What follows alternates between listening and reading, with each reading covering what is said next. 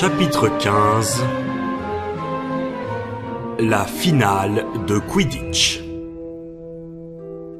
Il m'a envoyé ça, dit Hermione en leur tendant la lettre. Harry la prit. Le parchemin sur lequel elle était écrite était humide et une énorme larme avait tellement dilué l'encre par endroits qu'elle était devenue très difficile à lire. Chère Hermione, nous avons perdu. J'ai eu l'autorisation de le ramener à Poudlard. La date de l'exécution sera bientôt fixée. Buck a beaucoup aimé Londres. Je n'oublierai pas toute l'aide que tu m'as apportée. Hagrid. Ils ne peuvent quand même pas faire ça, dit Harry. C'est impossible. Buck n'est pas dangereux. Le père de Malfoy a intimidé les membres de la commission, dit Hermione en s'essuyant les yeux. Tu sais comment il est. Il y a toute une bande de vieux gâteux là-dedans, et ils ont eu peur. Il va y avoir un appel, bien sûr. Il y en a toujours un. Mais je ne vois aucun espoir, rien n'aura changé d'ici là. Si, ça va changer, dit Ron d'un air féroce. Cette fois, tu n'auras pas à faire le travail toute seule, Hermione. Je vais t'aider. Oh, Ron! Hermione lui sauta au cou et fondit en larmes. Ron, l'air terrifié, lui tapota maladroitement la tête et Hermione finit par desserrer son étreinte. Ron, je suis vraiment désolée pour Croutard, sanglota-t-elle. Oh, de toute façon, il était vieux, répondit Ron, visiblement soulagé qu'elle l'ait enfin lâché. Il ne servait pas à grand-chose. Maintenant, on ne sait jamais. Peut-être que mes parents vont m'acheter un hibou. Les mesures de sécurité imposées aux élèves depuis la seconde intrusion de Black interdisaient à Harry, Ron et Hermione de rendre visite à Hagrid en fin de journée. La seule possibilité qu'ils avaient de lui parler, c'était pendant les cours de soins aux créatures magiques. Le verdict semblait l'avoir assommé. C'est ma faute. Je n'osais pas parler. Ils étaient tous assis là, dans leur robe noire. Et je n'arrêtais pas de me perdre dans mes notes et d'oublier les dates que tu m'avais données, Hermione. Ensuite, Lucius Malfoy s'est levé. Il a prononcé son discours et la commission lui a obéi au doigt et à l'œil. Il reste le recours en appel, dit Ron, combatif. Il ne faut pas abandonner, on va tous s'y mettre. Lorsqu'ils rentrèrent au château avec les autres élèves, ils virent Malfoy qui marchait devant eux, accompagné de Crabbe et de Goyle, en se retournant de temps à autre avec un sourire narquois. C'est vraiment terrible, dit tristement Hagrid au pied des marches qui menaient à l'entrée du château. Lucius Malfoy tient cette commission dans le creux de sa main. Tout ce que je peux faire, c'est essayer de rendre Buck le plus heureux possible, pendant le temps qu'il lui reste à vivre. Je lui dois au moins ça. Hagrid tourna les talons et se hâta de regagner sa cabane, le visage enfoui dans son mouchoir. Regarde-le pleurnicher. Malfoy, Crabbe et Goyle étaient restés à la porte du château pour écouter leur conversation. Jamais vu un type aussi lamentable, dit Malfoy. Et il est censé être professeur dans cette école. Harry et Ron s'avancèrent vers lui d'un air menaçant, mais Hermione fut la plus rapide. Clac! De toutes ses forces, elle gifla Malfoy qui vacilla sous le choc. Stupéfaits, Harry, Ron, Crabbe et Goyle regardèrent Hermione lever à nouveau la main. « Ne t'avise plus jamais de traiter Hagrid de lamentable espèce de sale petit bonhomme, Hermione !» dit Ron à voix basse en essayant de lui attraper la main avant qu'elle ne gifle à nouveau Malfoy. « Laisse-moi, Ron !» Hermione sortit sa baguette magique. Malfoy recula d'un pas tandis que Crabbe et Goyle le regardaient, décontenancés, attendant ses instructions. « Venez !» marmonna Malfoy. Un instant plus tard, tous trois avaient disparu dans les sous-sols du château.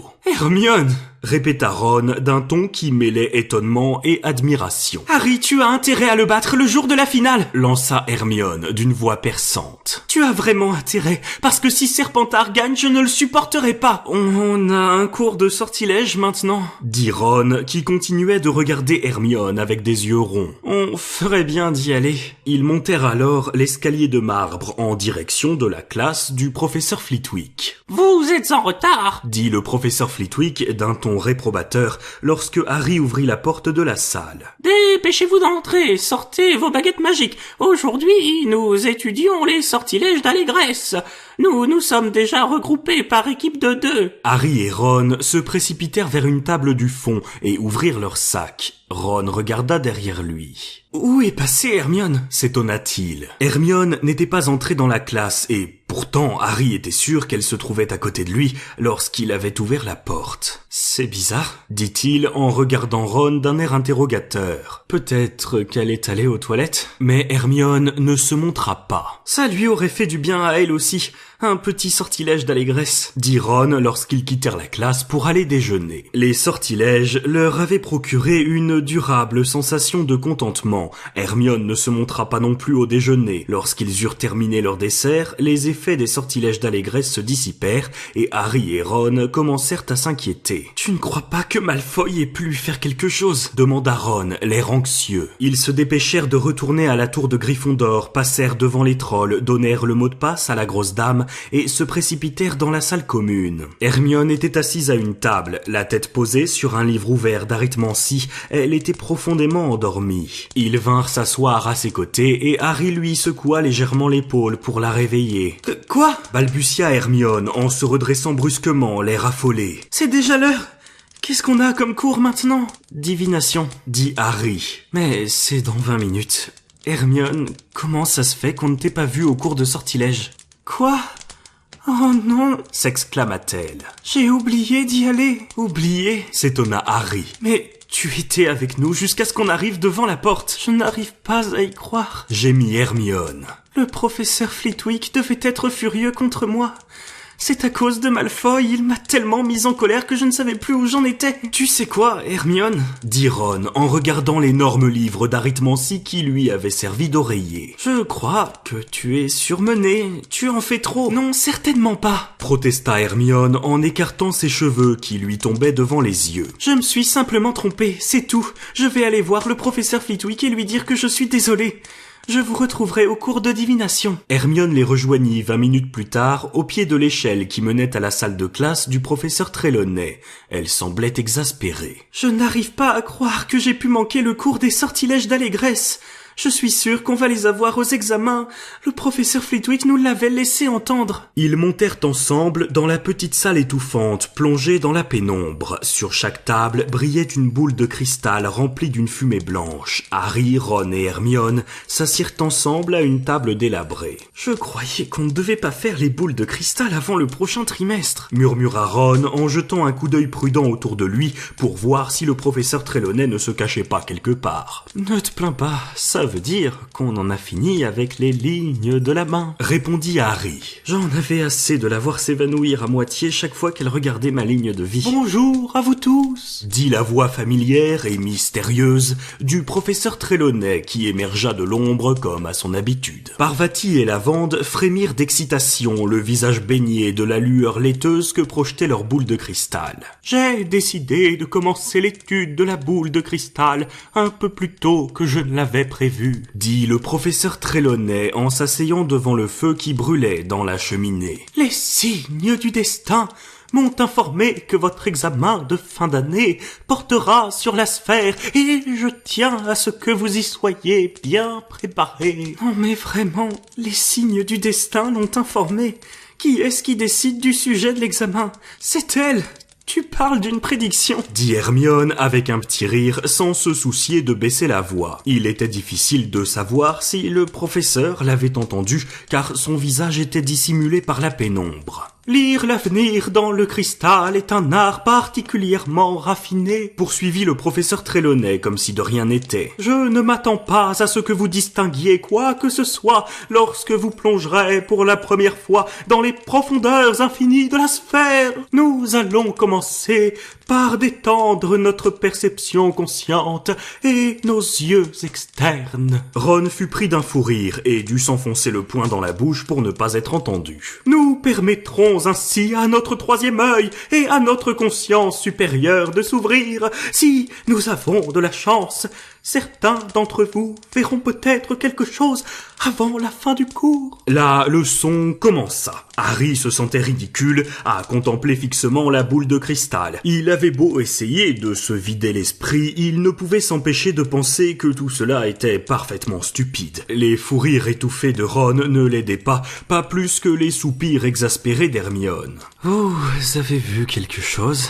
demanda-t-il après un quart d'heure de contemplation silencieuse. « Ouais, il y a une trace de brûlure sur cette table, » dit Ron. « Quelqu'un a dû renverser une bougie. C'est fou ce qu'on perd notre temps ici. » souffla Hermione. « Je pourrais faire quelque chose d'utile à la place. Rattraper mon retard sur les sortilèges d'allégresse, par exemple. » Le professeur Trelawney passa à côté d'eux dans un bruissement d'étoffe. « Quelqu'un veut-il que je l'aide à interpréter les présages qui se dessinent dans les ombres de sa boule de cristal ?» murmura-t-elle en faisant cliqueter ses bracelets. « Pas besoin d'aide, » murmura Ron. « La signification de tout ça est évidente.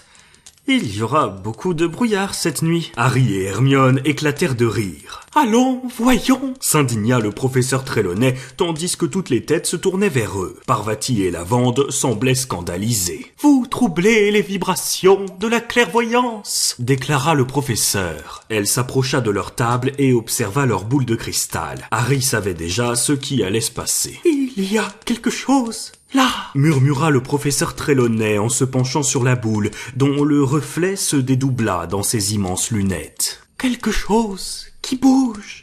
Qu'est-ce que c'est ?» Harry était prêt à parier tout ce qu'il possédait, y compris son éclair de feu, qu'il ne s'agissait pas de bonnes nouvelles. Et il avait raison. « Mon pauvre garçon !» murmura le professeur Trelawney dans un souffle en levant les yeux vers Harry. « Il est là, plus clair que jamais. Il s'avance vers vous, il approche. Le sinistre... »« Ça suffit maintenant !» s'exclama Hermione. « Vous n'allez pas nous ressortir ce ridicule Sinistros !» Le professeur Trelawney tourna vers Hermione ses yeux immenses. Parvati chuchota quelque chose à l'oreille de Lavande et toutes deux lancèrent également à Hermione un regard noir. Le professeur Trelawney se redressa sans cesser d'observer Hermione d'un air furieux. « J'ai le regret de vous dire qu'au moment même où vous êtes entrée pour la première fois dans cette classe, ma chère, il m'est apparu avec évidence que vous n'aviez aucun don pour le noble art de la divination. Je dois même vous avouer que je ne me souviens pas d'avoir jamais connu un élève aussi désespérément terre à terre. » Il y eut un instant de silence... Puis... « Très bien !» dit soudain Hermione. Elle se leva, rangea son livre et mit son sac sur l'épaule en manquant de faire tomber Ron de sa chaise. « Très bien !» répéta-t-elle. « Je laisse tomber, je m'en vais !» À la grande stupéfaction de toute la classe, Hermione s'avança vers la trappe à grandes enjambées, l'ouvrit d'un coup de pied et descendit l'échelle. Il fallut un long moment aux élèves pour retrouver leur calme. Le professeur Trelawney semblait avoir oublié le Sinistros. Elle se détourna soudain de la table de Harry et de Ron et resserra son châle autour de ses épaules en respirant bruyamment. « Oh !» s'exclama soudain Lavande en faisant sursauter tout le monde. « Professeur Trelawney, je viens de me souvenir. Vous aviez prévu son départ. N'est-ce pas, professeur? Aux alentours de Pâques, quelqu'un parmi nous va nous quitter à tout jamais. Vous nous aviez prévenu il y a déjà très longtemps, professeur. » Le professeur Trelawney lui adressa un sourire ému. « C'est vrai, ma chérie, dit-elle. Je savais, en effet, que Miss Granger nous quitterait.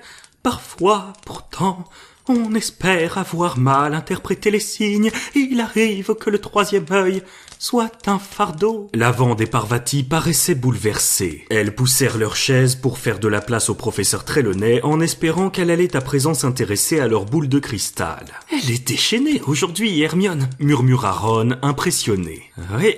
dit Harry. Il jeta un coup d'œil à la boule de cristal, mais ne distingua rien de précis dans les volutes de fumée qui tournoyaient lentement à l'intérieur. Le professeur Trelawney avait-elle vraiment vu le Sinistros une fois de plus? Et lui, allait-il le revoir? Avec la finale de Quidditch qui approchait, ce n'était vraiment pas le moment d'avoir un nouvel accident. Les vacances de Pâques ne furent pas particulièrement reposantes. Jamais les élèves de 3e année n'avaient eu autant de devoirs à faire. Neuville-Long-du-Bas était proche de la crise de nerfs et il n'était pas le seul. « C'est réussi comme vacances !» rugit Simus Finnegan un après-midi dans la salle commune. « Les examens sont dans une éternité, à quoi ils jouent ?» Mais personne ne pouvait se plaindre d'avoir autant de travail qu'Hermione. Même débarrassée de la divination, elle avait davantage de matière à étudier que n'importe qui d'autre. Le soir, elle était généralement la dernière à quitter la salle commune et le lendemain matin, elle arrivait la première à la bibliothèque. Elle avait des cernes aussi grands que ceux de Lupin et semblait toujours sur le point de fondre en larmes. Ron s'occupait de la défense de Buck. Lorsqu'il ne faisait pas ses propres devoirs, il se plongeait dans d'énormes volumes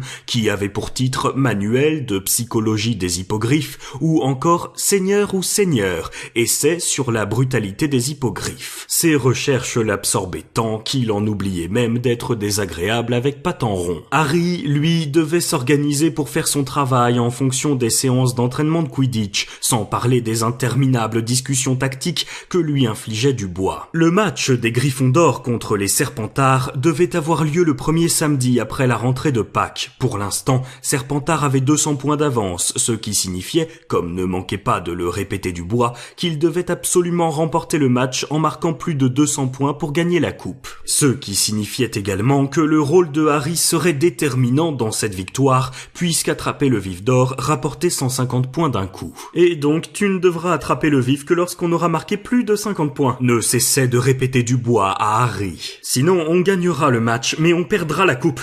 Tu as compris, n'est-ce pas ? Tu ne devras attraper le vif que... « Je le sais, Olivier !» hurlait alors Harry. Tous les élèves de Gryffondor ne pensaient plus qu'au match. Leur équipe n'avait pas gagné la coupe depuis le temps où le légendaire Charlie Weasley, un frère de Ron, occupait le poste d'attrapeur. Mais nul plus que Harry n'avait le désir de gagner. L'hostilité entre Malfoy et lui n'avait jamais été aussi intense. Malfoy gardait un souvenir cuisant de la boue qu'il avait reçue sur la tête et il était d'autant plus furieux que Harry avait réussi à se tirer d'affaire sans recevoir de punition. Harry, de son côté, n'avait pas oublié sa tentative de sabotage pendant le match contre Serdaigle, mais c'était surtout à cause de ce qui s'était passé avec Buck qu'il avait la volonté farouche de battre Malfoy devant toute l'école réunie. Jamais on n'avait attendu un match dans une atmosphère aussi pesante. À la fin des vacances de Pâques, la tension entre les deux équipes et entre les deux maisons était à son comble. Des incidents éclataient parfois dans les couloirs et un jour, un élève de Gryffondor et un autre de Serpentard se retrouvèrent à l'infirmerie avec des poireaux qui leur sortaient des oreilles. Pour Harry, cette situation était particulièrement pénible. Il ne pouvait pas se rendre d'une classe à l'autre sans qu'un Serpentard essaye de lui faire un croche-pied. Dubois avait donné des instructions pour que Harry soit toujours accompagné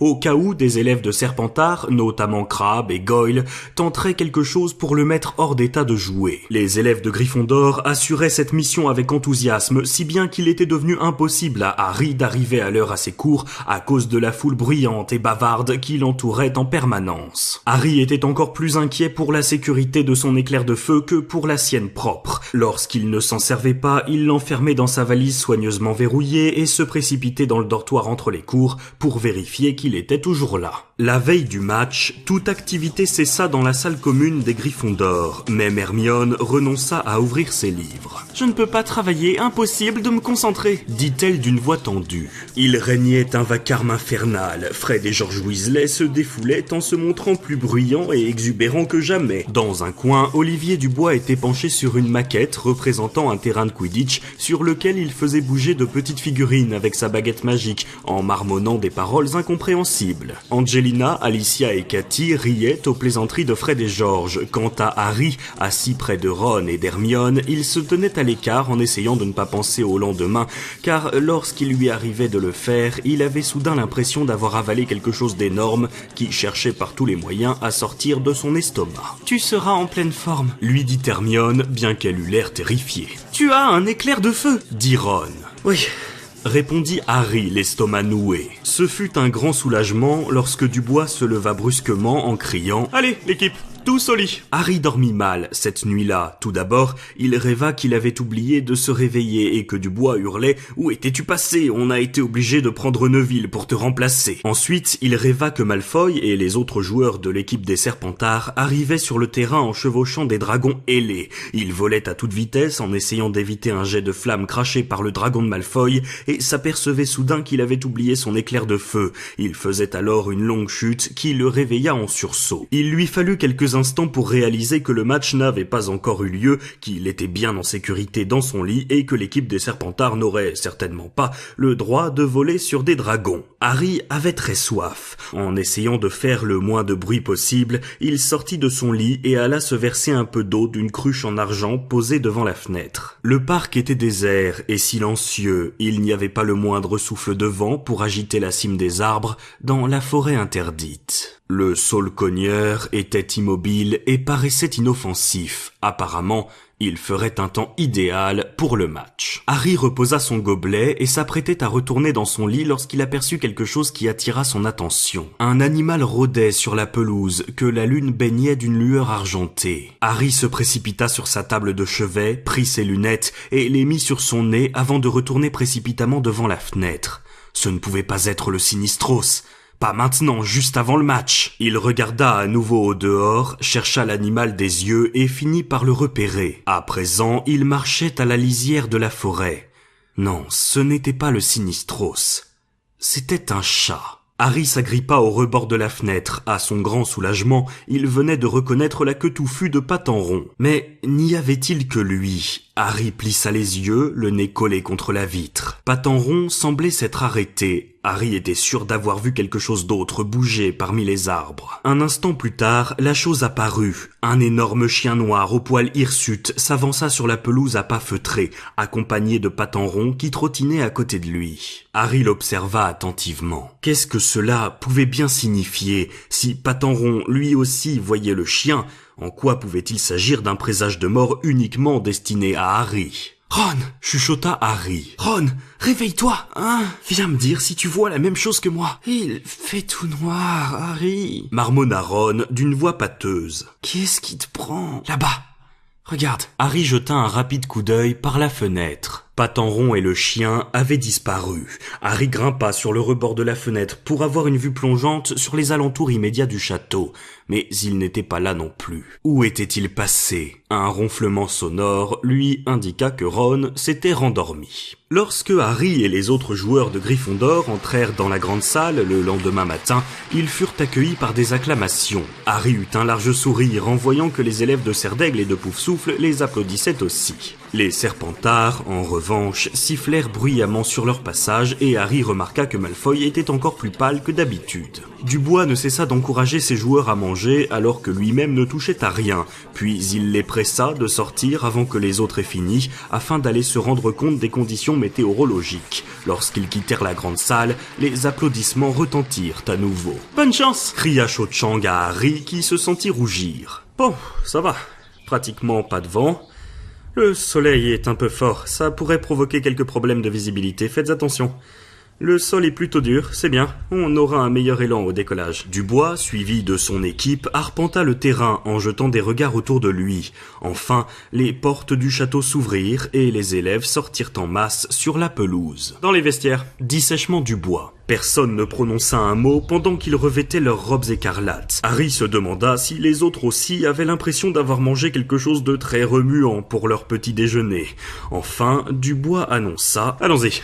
C'est l'heure. Leur entrée sur le terrain déclencha une véritable tempête sonore. Les trois quarts de la foule arboraient des rosettes écarlates et agitaient des drapeaux de même couleur ornés du lion de Gryffondor. « Allez, Gryffondor, la coupe au lion !» lisait-on sur les banderoles. Derrière les buttes de Serpentard, en revanche, 200 élèves étaient habillés de vert et le serpent argenté de leur équipe scintillait sur leur drapeau. Le professeur Rogue, assis au premier rang, était également vêtu de vert et souriait d'un air féroce. Voici l'équipe de Gryffondor, s'écria Lee Jordan, qui assurait le commentaire du match, comme à l'accoutumée. Potter, Bell, Johnson, Spinett, Weasley et Dubois, reconnus comme la meilleure équipe que Poudlard ait jamais eue depuis un bon nombre d'années. Son commentaire fut accueilli par les huées des supporters de Serpentard. Voici maintenant l'équipe de Serpentard, menée par le capitaine Flint. Il a effectué quelques changements parmi ses joueurs et il semble qu'il ait privilégié la taille par rapport à l'intelligence. Nouvelle huée sur les gradins des Serpentards. Harry, cependant, pensa que Lee n'avait pas tort. Malfoy était de très loin le joueur le moins grand de son équipe, tous les autres étaient des colosses. Les deux capitaines, vous vous serrez la main, dit Madame Bibine. Flint et Dubois s'approchèrent l'un de l'autre et se serrèrent la main comme si chacun essayait de briser les phalanges de l'autre. Enfourchez vos balais, dit Madame Bibine. 3, 2, 1... Son coup de sifflet fut noyé par les cris de la foule qui saluèrent l'envolée des 14 joueurs. Harry sentit le vent s'engouffrer dans ses cheveux et le plaisir qu'il éprouvait à voler dissipa son trac. Il jeta un regard autour de lui, vit Malfoy qui le suivait de près et accéléra brutalement en quête du vif d'or. Gryffondor à l'attaque, annonça Lee Jordan. Alicia Spinett en possession du soif descend vers les buts de Serpentard. Bravo Alicia. Ah non, le soif est intercepté par Warrington de l'équipe de Serpentard. Et George Weasley dévie un cognard sur Warrington qui lâche le soif récupéré par Johnson. Gryffondor de nouveau à l'attaque. Vas-y Angelina, attention Angelina, un cognard. Et elle marque 10-0 en faveur de Gryffondor. Angelina leva le poing en signe de victoire sous les cris enthousiastes des supporters de Gryffondor. Aïe! Angelina faillit être jetée à bas de son balai par Marcus Flint qui venait de la heurter de plein fouet. Désolé, dit Flint, tandis que des huées montaient de la foule. Désolé, je ne l'ai pas vu. Un instant plus tard, Fred Weasley donna un coup de batte à l'arrière du crâne de Flint qui s'écrasa le nez contre le manche de son balai et se mit à saigner. Ça suffit comme ça, s'écria Madame Bibine qui vint se placer entre eux sur son balai. Un penalty en faveur de Gryffondor pour attaque injustifiée envers un de leurs poursuiveurs et un penalty en faveur de Serpentard pour coup de batte délibéré à l'un de leurs poursuiveurs. Arrêtez, madame, s'exclama Fred. Mais Madame Bibine avait déjà donné son coup de sifflet et ce fut Alicia qui tira le penalty. Vas-y, Alicia, hurla Lee dans le silence qui s'était soudain abattu sur le stade. Bravo, elle a marqué 20-0 en faveur de Gryffondor. Harry prit un virage serré pour regarder Flint, qui saignait toujours, tirer le penalty en faveur de Serpentard. Dubois, les mâchoires serrées, défendait ses buts. Dubois est un excellent gardien, commenta Lee Jordan, tandis que Flint attendait le coup de sifflet de Madame Bibine. Vraiment excellent, poursuivit Jordan. Très difficile de marquer avec lui. Très difficile. Oui, incroyable, il a réussi à bloquer. Soulagé, Harry repartit à la recherche du vif d'or, sans cesser d'écouter attentivement le commentaire de Lee Jordan. Il était vital qu'il tienne Malfoy à bonne distance du vif d'or, jusqu'à ce que Gryffondor obtienne une avance de plus de 50 points. Gryffondor à l'attaque, non, Serpentard à l'attaque.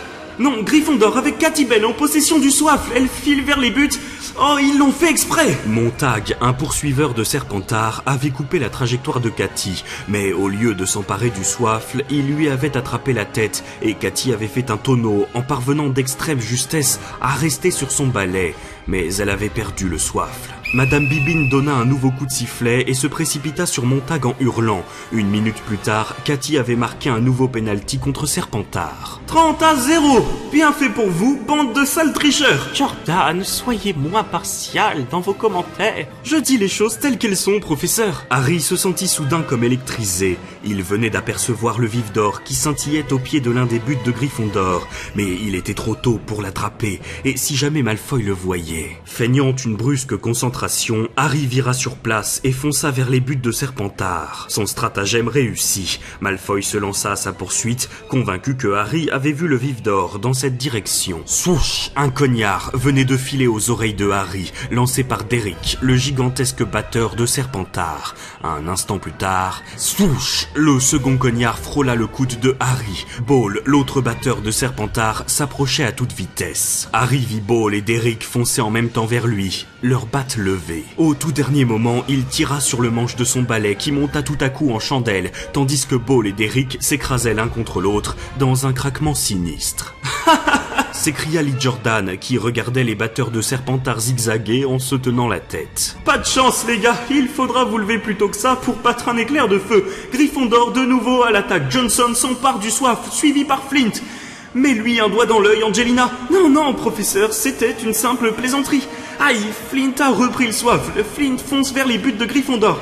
Vas-y, Dubois, bloque. Mais Flint marqua un but. Il y eut une explosion de cris enthousiastes sur les gradins de Serpentard, et Lee poussa de tels jurons que le professeur McGonagall essaya de lui arracher des mains le porte-voix magique. Désolé, professeur, dit-il. Désolé, ça ne se reproduira plus.